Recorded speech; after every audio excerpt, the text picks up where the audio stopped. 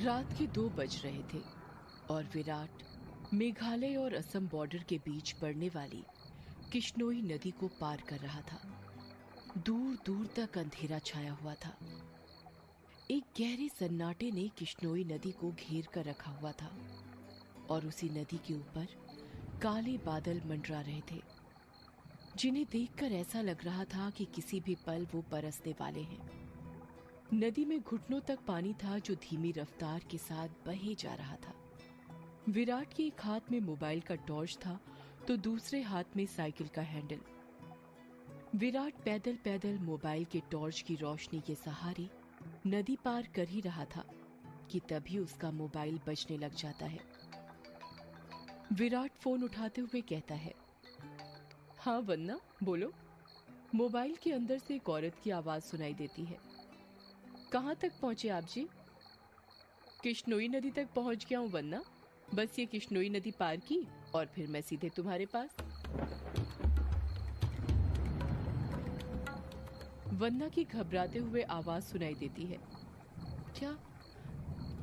क्या कहा? किश्नोई नदी पार कर रहे हो आप?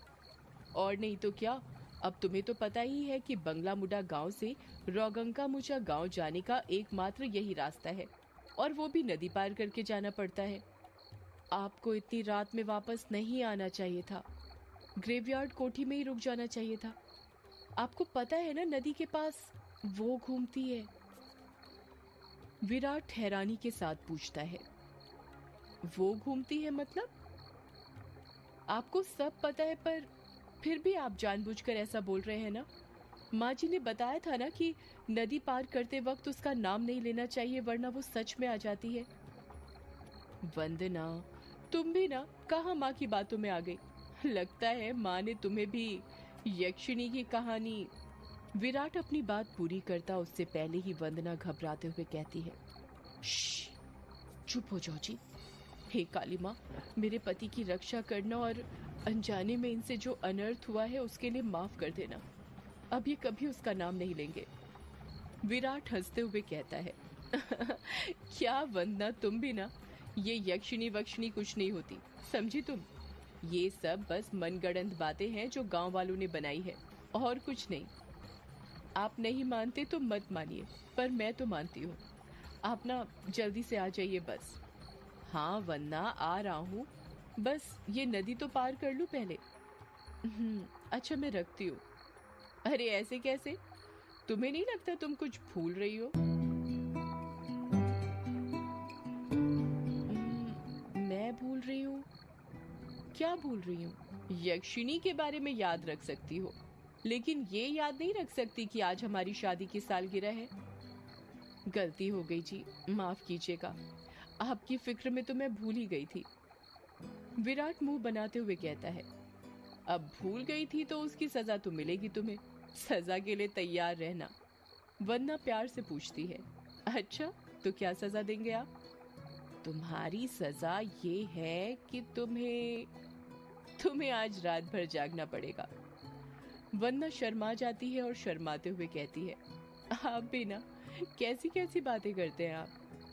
अरे अपनी पत्नी से ऐसी बातें नहीं करूंगा तो किससे करूंगा। ठीक है, आ जाइए, मैं इंतजार कर रही हूँ आपका, जल्दी आना। वंदना फोन कट कर देती है और विराट वापस से नदी पार करने लग जाता है।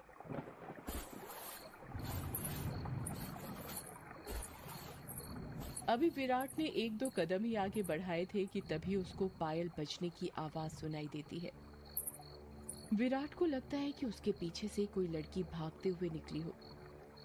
पायल की आवाज सुनकर विराट जहां पर था वहीं पर रुक जाता है और पीछे मुड़कर देखने लग जाता है। जब वो पीछे मुड़ता है तो सिवाय अंधेरे के उसे कुछ दिखाई नहीं देता। उसके पीछे कोई नहीं था।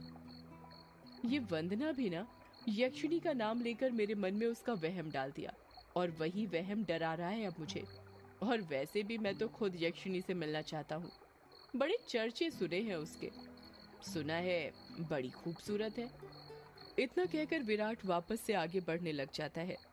विराट मुश्किल से अभी 1-2 कदम चला ही था कि तभी उसे नदी के किनारे पर एक काला साया दिखाई देने लग जाता है।